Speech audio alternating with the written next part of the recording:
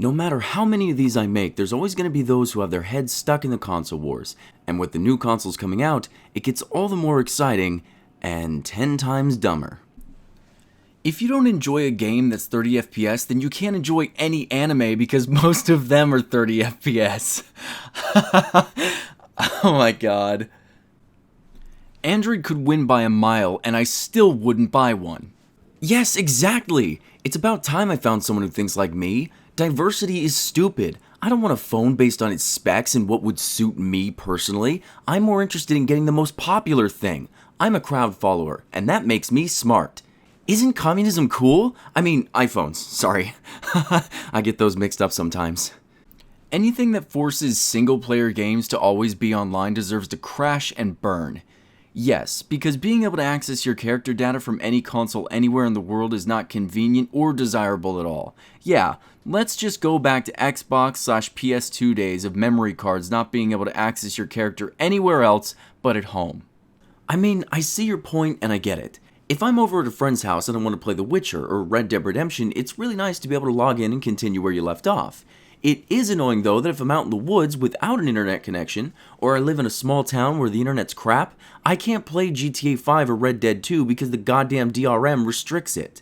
It's a single player game and it's not like we don't have the technology to transfer our saved data to a USB and take that anywhere, but game publishers aren't going to let you do that, are they?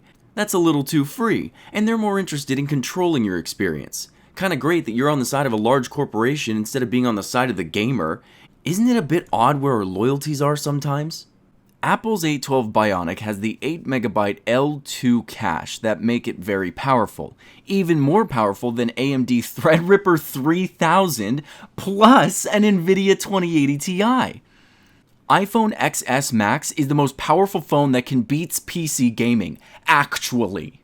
This is the thing I hear from all these freaking fanboys. My phone beats your Android, my phone beats PC. In what?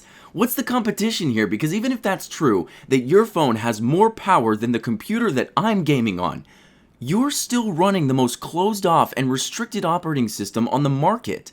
That'd be like saying, I have a dragon. It's a very powerful dragon, and my dragon will beat any pet you have. However, I keep my dragon down in a very deep cave, in a cage with its eyes poked out and its arms and legs tied down. The whole problem with all of this is it's all a lie. Your phone isn't as strong as a gaming PC. It just isn't. So then we go down to see this dragon, and you're telling me it's a dragon. I see in your eyes you truly believe it. But man, I'm looking into the cage, and it looks like a shrew. The T-flop count is a measure of power, and no one can deny that Xbox is more powerful.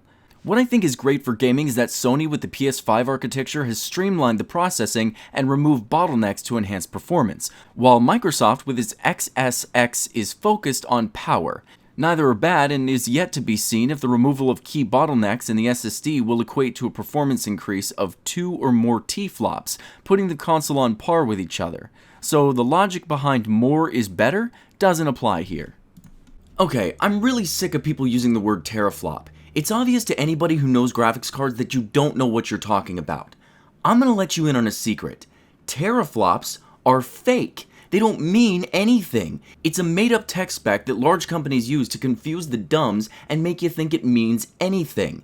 If you actually want to know how powerful a processor is, or a graphics card, you need to look up the core and thread count, the clock speed, what the card or chip is rated for overclocking, and these measures are in gigahertz and temperatures, not some idiotic universal metric like teraflops. Do you even know what a teraflop is? It's a measure of speed equal to 1 million floating point operations per second. A floating point operation is nothing more than how quickly a piece of hardware can calculate a mathematical operation, which granted is important, but not the end-all be-all of power. It literally means nothing. It'd be like if I bought a Ferrari and walked up to you guys and said, yeah, she's got 10 million exhausts per meter. That's what the guy who sold it to me said, and, well, he seems to know what he's talking about. I'm sure he wasn't just making crap up so I bought the car. No, people who sell stuff are trustworthy and not out for money at all. Jesus, look up a thing every so often. AMD users can't afford water cooling, that's why they need their stock cooler? Really? Yeah, we ought to forgive AMD for giving us a really badass cooler with their chips. You remember Intel's coolers that they supply with their lower end cards? Those are pieces of crap. Surprisingly, the stock cooler AMD supplies for all their chips actually do a pretty good job. And I know there are going to be people out there like, but Barry, liquid cooling's better and getting a different cooler's better. And that's kinda true. Getting a more powerful air or liquid cooler than AMD's stock would be better. But as far as air and liquid go, they're practically the same in terms of cooling and efficiency. If you want to play it smart and save some money, go air. It's cheaper and does pretty much the exact same job as liquid. As far as your comment though that only the poor use a stock cooler, there's a bit of a difference between people who are poor and people who know what they're doing. Not that I expect you to know anything about the latter. PC gaming is dead with the launch of PS5 and Xbox Series X. 4K Ultra PC presets, some of the settings that simply are not available for PC yet, 60 FPS with possibilities of up to 120 FPS, HDR, more specifically HDR10, 10 Plus, Dolby Vision, HDR ray tracing, ultra fast load time. What else do you need in gaming? Yeah, we've actually been saying that this whole time. It's kind of awesome that about time you're here, ready to experience it. Welcome to the fun. Isn't that great? The eye can't see 0.5 milliseconds. It means the latency between your graphics card outputting the image and the screen showing it is 0.5 milliseconds. So the faster you get the image, the faster your reactions will be. Nothing to do with seeing a difference. These are the FPS over 300 to 320 FPS the human eye can't see. Oh my god. Oh my god. Sometimes I read a quote that is so beyond help, I just don't know what to do with it. I feel like if I were to even try to explain this one, I would lose my mind. This guy wins. He's successfully more ignorant than I am intelligent. I simply can't compete with that. Actually, due to optimization, 12 T-flops on consoles should be pretty much equal to 2080 Ti PC. Well, it is good news as this indicates that soon we will have 20 plus T-flop GPUs. I've got a philosophical conundrum for you guys. If you watch the world around you become dumber and dumber, you watch people's minds melt away and you remain the same, are you the one who's going crazy? This series is giving me an existential crisis.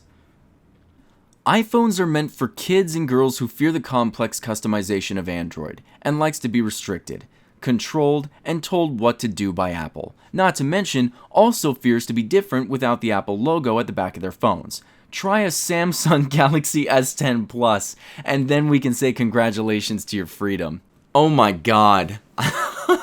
Yeah, that'll do it. You literally picked the Apple of Android and said, now you're free. Look, guys, I want to make this clear.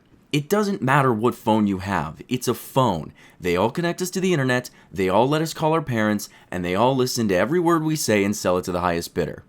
Me, I like buying phones from the underdogs. They implement neat ideas in their phones that Samsung and Apple won't touch because they're afraid to be different. They appeal to the masses, and you've tricked yourself into thinking the highest spec numbers and largest megapixel count is the way to go. You bought a generic phone, and the fact that you have to go online and justify your purchase to each other is telling, isn't it? Maybe you want to look into why you're doing that, and next time you buy a phone, look deeper than the top brands that appeal to the majority of people. Hell, you may even like the phone you get so much that you won't even think to go online and defend it. If you buy used hardware, you're a loser with no job. Alright, let's head over to Newegg and get ourselves a new graphics card.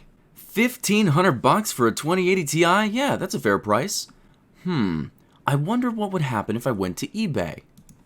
Oh, look at that! The same card for $1,000 off? What about Facebook Marketplace? Oh, weird. Look at that. Yep, looks like I could save $900 to $1,000 just by getting a card secondhand. I mean, that's kind of stupid. Why would I want an extra $1,000? I'd rather just give that money away for the exact same performance because I don't want anyone to think I'm poor. Look, don't get me wrong. If you buy new cards, that's fine. I always did that too. But my days of buying new cards is over. Secondhand cards are for the most part going to be just as reliable. You can have the guy you're buying it from test it in front of you so you know it works. If you're really worried about seeming poor, then I don't think throwing your insecurities into expensive graphics cards is really going to be the answer. Just like you aren't a football player if you play with a tennis ball, you aren't a gamer on mobile. Okay, so first of all, your analogy was stupid. You aren't a football player if you play with a tennis ball, just like you're not a PC gamer if you play on console. Duh! How about an analogy that actually works? If you play tennis or football, then you play sports. It doesn't matter the game, you're playing sports. If you play games on a phone, a tablet, a console, or a PC, then you're a gamer. Doesn't matter the platform. This analogy makes more sense, but I doubt you'll like it, huh? A bit too inclusive for your taste, I imagine. Maybe you have the wrong TV. I also have a 4K Ultra TV, and the quality of my games are increased by so much. It's casting it to the TV, allowing graphics that are limited by the TV. If the graphics are bad by any chance, then it's obviously the game, because the Switch is a handheld that casts to a TV rather than running everything alone. Oh my god. It looks like trash. Lamau, who needs antivirus software? Just overclock your processor really fast so the viruses can't catch up with the speed. Oh my god. True, plenty of options on PC, but there are some games that aren't on PC, so why not have a console? If you aren't a peasant, you can surely buy both. So I want to just say this, there's nothing wrong with having consoles. PCs, consoles, and playing games on phone or tablet. The thing that's annoying is knowing there's no reason to have the games restricted from every platform. No game has come to a console in generations that have been too powerful for a PC to handle. Hell, every game is developed with computers, so it's silly to not have a PC version. The only reason they're locked away is so you buy the console. It's a manipulative trick, and some of us are not interested in that. Again, no reason not to have a console if you want one. But there's only been like 1 or 2 games on console that I've ever really wanted, and that's just not worth buying a console over. Especially when I did finally play those games, and only really had fun for about an hour before I got bored. Now that's just me, but one game is not worth an investment like that. PC gaming is overrated, worthless, bore-fest trash. It's literally a Game of Thrones of the gaming industry. What the hell? Game of Thrones is like one of the most amazing, engaging TV shows ever, the most torrented and downloaded show of all time. What are you talking about? As Mark Kearney said, the PS5 will use the SSD as extra RAM. It was impossible to buy 100 gigabytes of RAM. So instead, they boosted the speed of their SSD in order to access quicker the memory rather than keeping it always active in the RAM. Random active memory. Thank you for the teaching. This is really wonderful. I'm learning a lot. The SSD is top of the line. No other SSD in the market currently exists. The best there is a 3.5 gigahertz per second. The Xbox Series S is 2.5 gigahertz a second, and the PS5 will be 5.5 gigahertz a second. Basically, the SSD will add more RAM to the system, making games run much smoother overall. We'll have to wait and see which developers properly utilize the SSD in the PS5 to make this happen. God, this is a hysterical trend. Every generation, there's always some guy who's telling us how this new system is gonna work. And honestly, I couldn't be more blessed to have someone like you teach me so much. I always like how they cover their asses by saying, hopefully the developers are smart enough to implement this, cause if my BS never comes to fruition, it wasn't my fault, it was theirs. They just didn't know what they were doing. I think this guy deserves to be hired as the head of Sony. I mean, he's just so in the loop, I feel like he'd get things done right. Maybe it's just me, but I don't like 60 FPS in general, and I don't get why gamers need it so much. It makes things look cartoony and fake. If anyone has watched a 60 FPS movie at the cinema, they'll know what I mean. Only exception to the rule for me is shooters. You need high frame rates in these games because of the sharp movements you're required to make. I don't need 60 FPS on GTA, for example. I just want it to look as realistic as possible. Sorry, I think my brain imploded when I read that contradiction. If these PC dudes don't have a rig that can run 4K 60 FPS, they bullshitting. Yeah, I'm gonna be that dude.